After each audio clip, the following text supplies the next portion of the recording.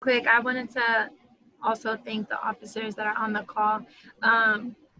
I have some questions about when she was mentioning the community, officers wanting to switch communities that they patrol. Because I'm just wondering if there would be a better relationship with the police if police officers did have a long-standing relationship in the same community. I do understand, like when I try to think of all perspectives, I understand that sometimes you might like need a break from certain like high intense communities, or even if you might, it could be hard if you know everyone in the community and still have to do your job. That could also be hard at times as well. So that's one question. And then the other question is, when she was talking about the citizen watch, and really like that, it felt like that was the main way that the police are trying to get involved with the community. But it feels a little, it just makes me wonder, because I think these type of things are helpful to let residents know that they're being heard, but sometimes it could come off weird if in order to have the conversation, the citizens have to be the ones to come forth. But this is an example of not, but when we talk about the entire police, like since we all on this call, I think we all want to have better relationships between communities and police. So those are kind of like my two questions based on like, if you want to share personally, like why you might want to leave a different community, or if you've ever had to choose to do so. And if you think if there was structure in place with the department to kind of encourage officers to stay in the same community, just kind of opinions on that. I'd like to hear, please.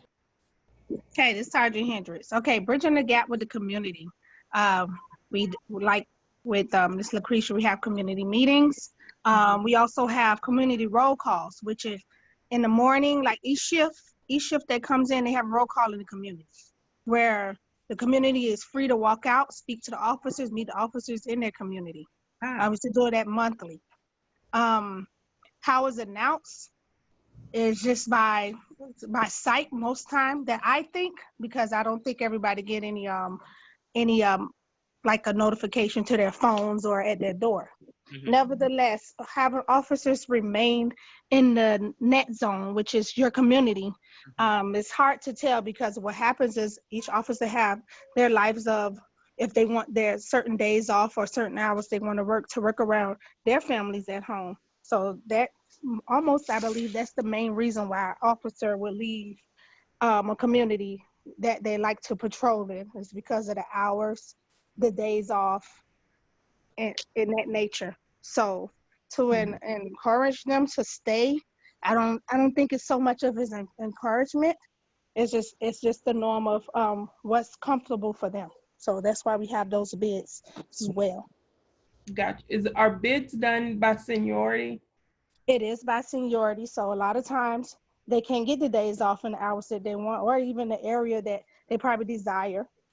They probably want to stay in a certain community, because like in Overtown, Overtown now is getting different restaurants or something in it, like to go and get something to eat, or to go use the restroom just right in the community. They have to go back to the station. In that nature, they want to have more populated or more business wise in the neighborhood where they're patrolling. Got you. Okay. And what was the second part to your question, Amanda? I'm trying to remember myself if it was at. She said, I think I answered it first, because she was saying, yes, thank you. And meet with the officers and know the officers. And I appreciate the information about the various meetings that you called. I do as. At any time, the stations that we have 3 of them. They all open to the public. Some people do come by. They join the roll call. They just want to see what's going on, and they're free to come by. Okay. And they all 3 in Overtown? All 3 in Overtown? No. We have one on 62nd Street, which that's the North Station. We have one, the South Station is 2200 West Flagler Street, and then the other station is 400 Northwest 2nd Avenue. It's the Okay. main station. Oh, yeah. We have the ride-along programs, but you have to be a certain age, like in the police athletic league for kids, and the other ones are they is 18 and older and stay in the city. Just as the commander spoke before, you stay in the city and they do a little background check. Okay. It could be for schooling, it could be because I stay in the community. It's however it is, and they ride along with the officer. Can you ride along during the day and at nighttime, or just during the day? No, day and night. Okay. Okay.